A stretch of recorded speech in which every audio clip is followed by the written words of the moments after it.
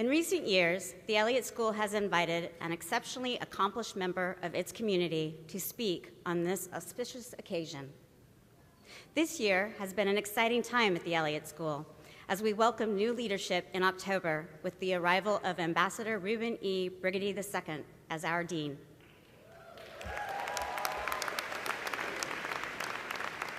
With that in mind, we thought it would be especially appropriate for Dean Brigady to share his reflections, insights, and wisdoms with members of this graduating class. Before coming to GW, Ambassador Brigady most recently served as the appointed representative of the United States of America to the African Union and permanent representative of the United States to the UN Economic Commission for Africa on September 3, 2013. Prior to his appointment, Ambassador Brigady served as Deputy Assistant Secretary of State in the Bureau of African Affairs from November 2011 until September 3, 2013, with responsibility for Southern Africa and regional security affairs. From December 2009 to November 2011, he served as Deputy Assistant Secretary of State in the Bureau of Population, Refugees, and Migration. In this capacity, he supervised U.S. refugee programs in Africa, managed U.S. humanitarian diplomacy with major international partners, and oversaw the development of international migration policy. Prior to his work in the policy arena, Ambassador Brigady served as an assistant professor of government and politics at George Mason University and at the School of International Service at American University between August 2003 and April 2009. In addition, Ambassador Brigady was a researcher with the Arms Division of Human Rights Watch from August 2001 to May 2003, where he conducted research missions in Afghanistan and Iraq. Before joining Human Rights Watch, Ambassador Brigady was an active duty U.S. naval officer and held several staff positions in the Pentagon and in fleet support units. Ambassador Brigady is a 1995 Distinguished Midshipman graduate of the U.S. Naval Academy, where he earned his B.S. in political science. He also holds a Master of Philosophy and a Ph.D. in International Relations from the University of Cambridge. Ladies and gentlemen, it is my privilege to welcome the Elliott School's 2016 commencement speaker, our Dean, Reuben E. Brigady II.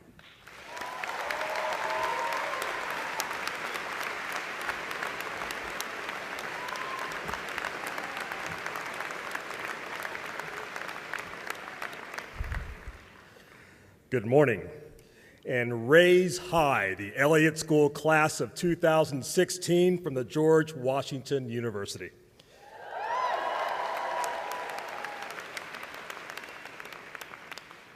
I am so very honored to be your commencement speaker this morning.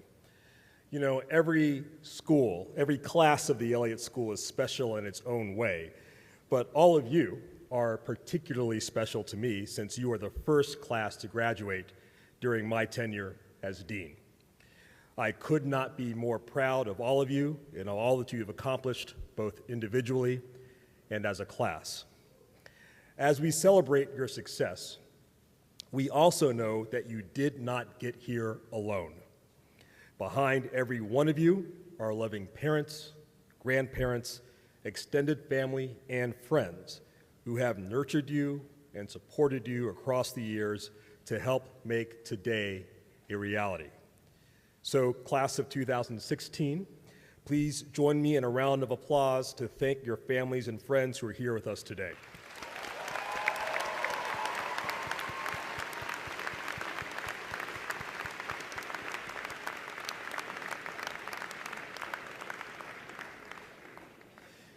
During your time here at the Elliott School, I also know that you have been shaped by the faculty and staff who have guided you through your education. They have taught you in the classroom, advised you on your courses, helped you to study abroad, and so very much more.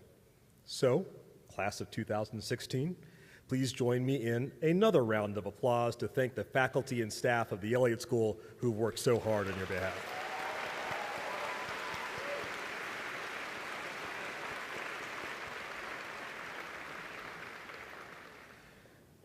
The Elliott School is a very special place.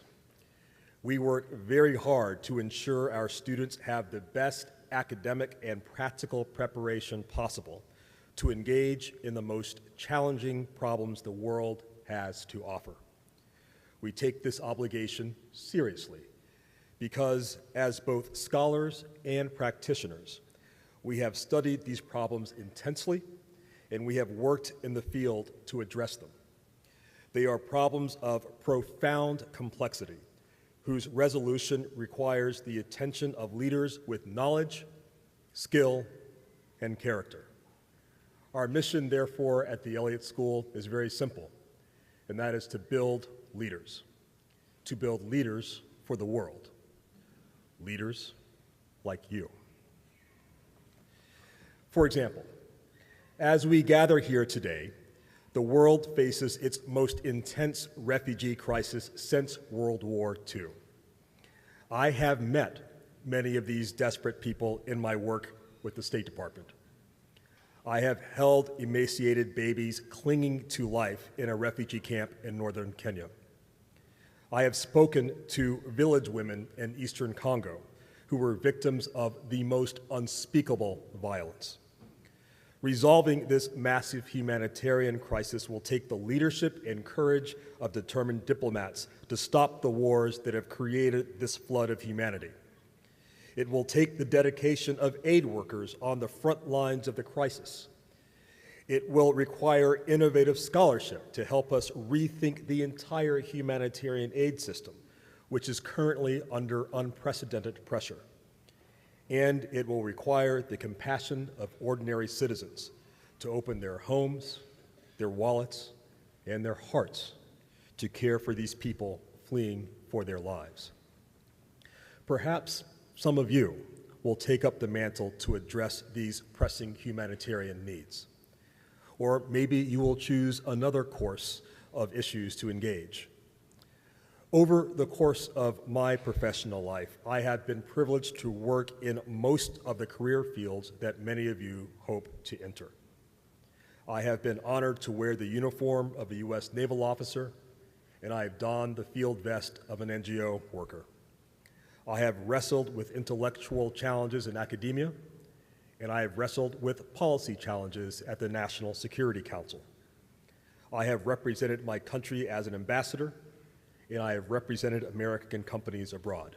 So I can tell you from experience, whether you choose to work in humanitarian affairs in places that have been devastated by war and disaster, or whether you choose to take up arms in defense of our country, or whether you decide to work in business, creating jobs so people can invest in their futures, you will need a depth of wisdom to navigate successfully the challenges that will come your way. And while wisdom can be gained from your personal experiences, the best wisdom often comes from listening to the stories of those who have already tread the paths upon which you hope to walk. If you come to my office at the Elliott School, you will see a bookshelf filled with biographies of people I admire whose stories have helped to shape my life. I love reading biographies for two reasons. The first is that it teaches you that history is not inevitable. The world in which we live today is shaped by the deliberate choices of people in the past. Likewise, the world in which we will live tomorrow will be shaped by the choices that we make today. The second reason I love reading biographies is that learning how others have triumphed over unbelievable challenges in the past gives one the courage and the perspective to face the difficult challenges of the present. So, before you kick up your heels in a well-deserved celebration for what you've accomplished, let me briefly share with you the stories of four of my heroes from these books on my shelf and the lessons that I learned from them, with the hope that they will similarly touch your heart as you embark on your own life stories. Over the next few minutes, let's explore together the lives and legacies of Dietrich Bonhoeffer, Nelson Mandela, Marla Ruzicka, and Ralph Bunche. Dietrich Bonhoeffer was a German theologian who came to prominence in the 1930s. Raised in the Lutheran tradition of Christianity, he was also a brilliant and compassionate man. He was also a man of exceptional moral courage, derived from his faith and applied against arguably the most evil regime the world has ever known, the Third Reich of Adolf Hitler. Bonhoeffer was a staunch and vocal opponent of the Nazi regime from its earliest days. He preached against Hitler's repugnant anti-Semitism and boldly proclaimed that Christians must see Jews as their brothers and sisters, not as their enemies. As war clouds gathered over Europe, Bonhoeffer had multiple opportunities to escape to England or Switzerland. But he stayed in his native Germany, called by his conscience to resist the evil that was taking root in his homeland.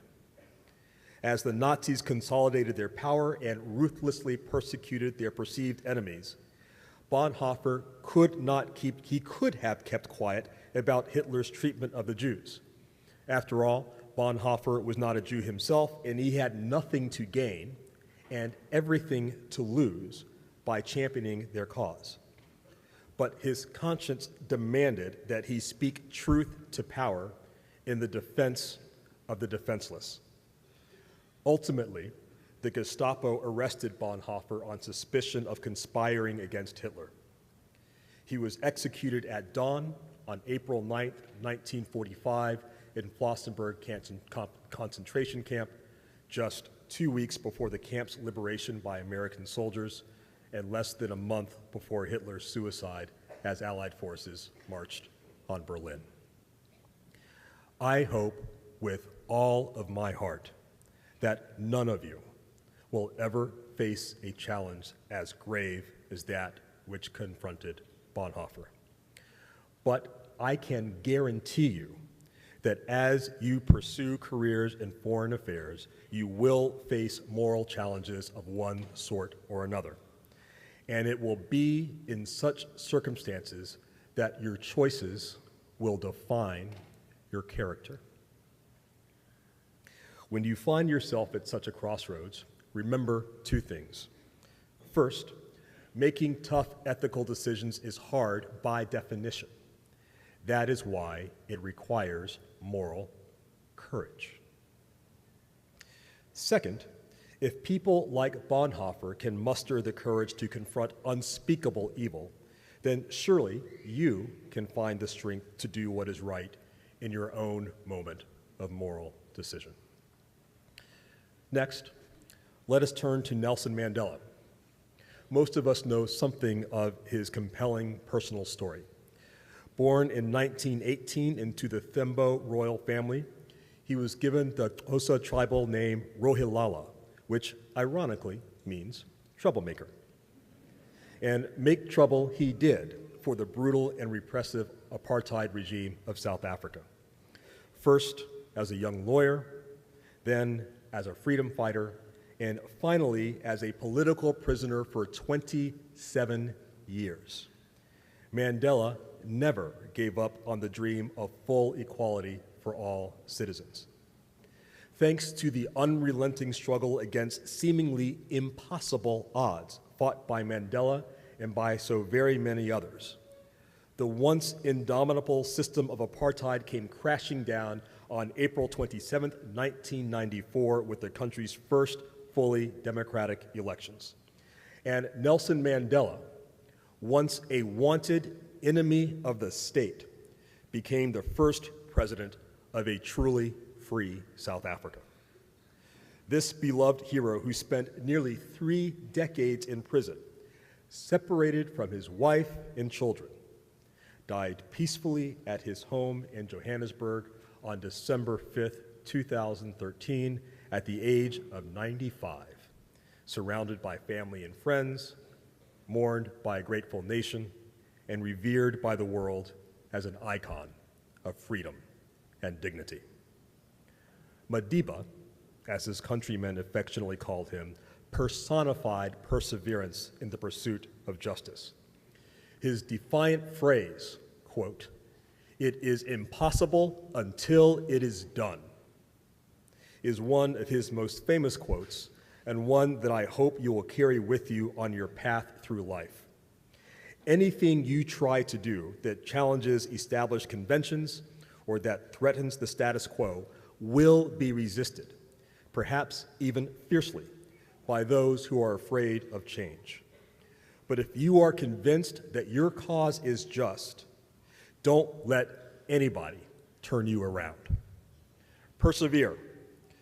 Your victory will be more than just the change that you create. It will also be the proof that perseverance pays off. And you too will be able to say from your own experience, it is impossible until it is done. While you likely know something about Nelson Mandela, you may not know anything about Marla Ruzicka.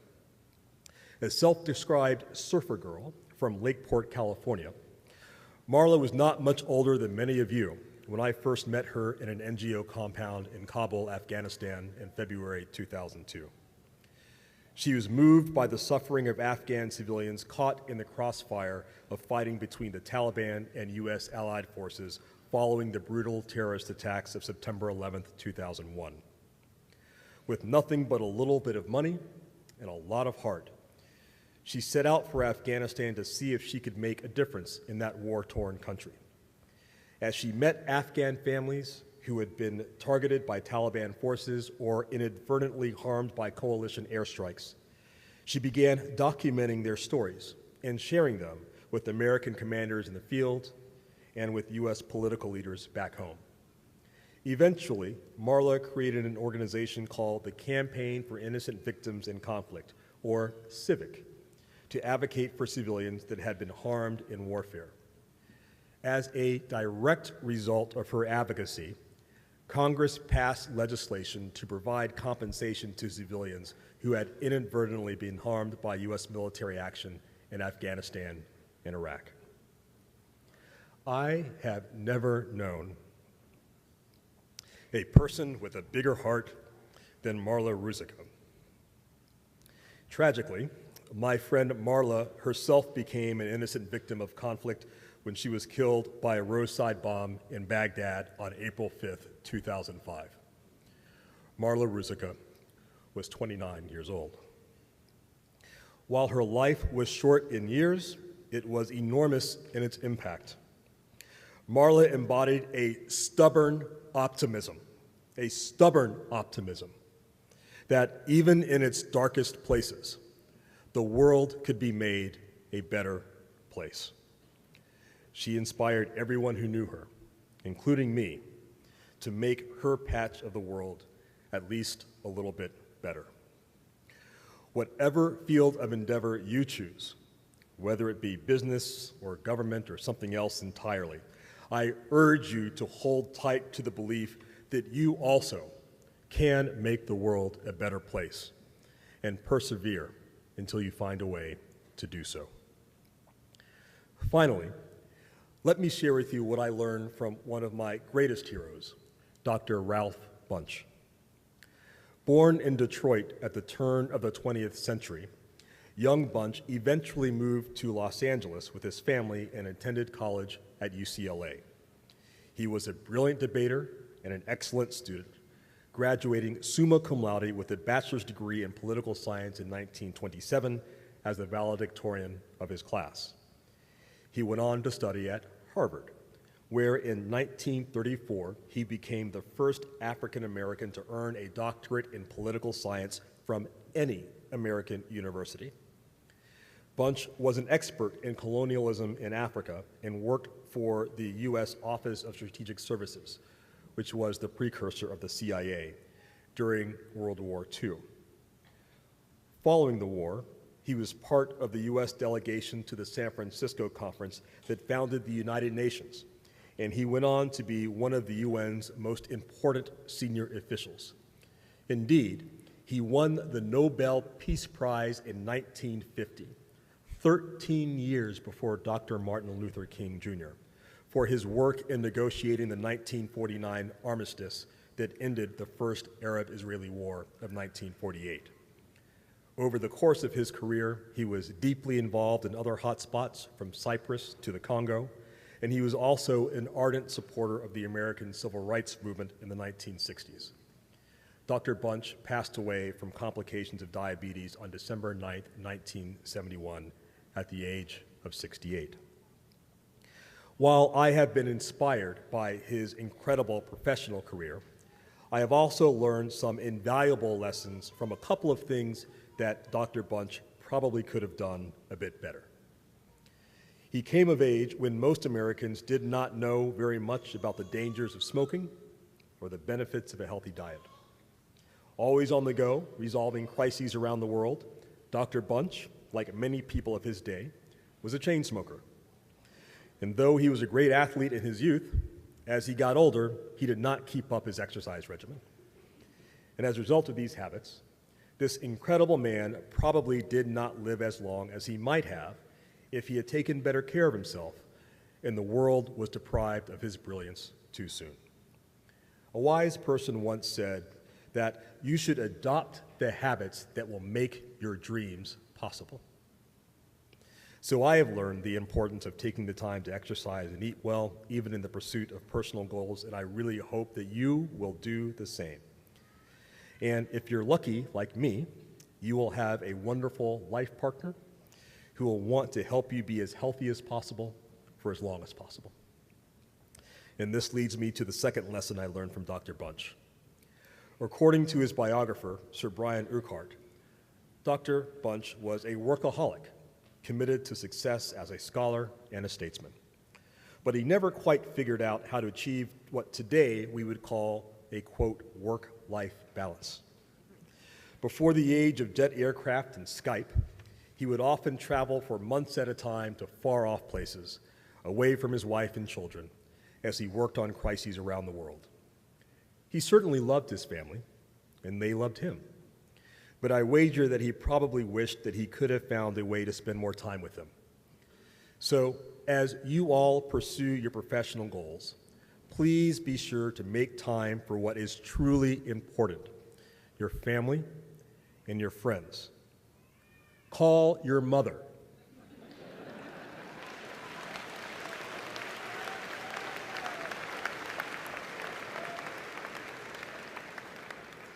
Email your dad.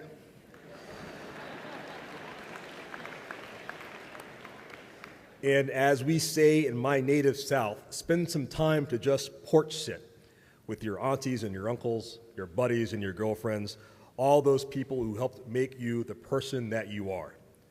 You may never get the elusive work-life balance 100% right, but it is important to try, because in the end, family, however you define it, is what matters most.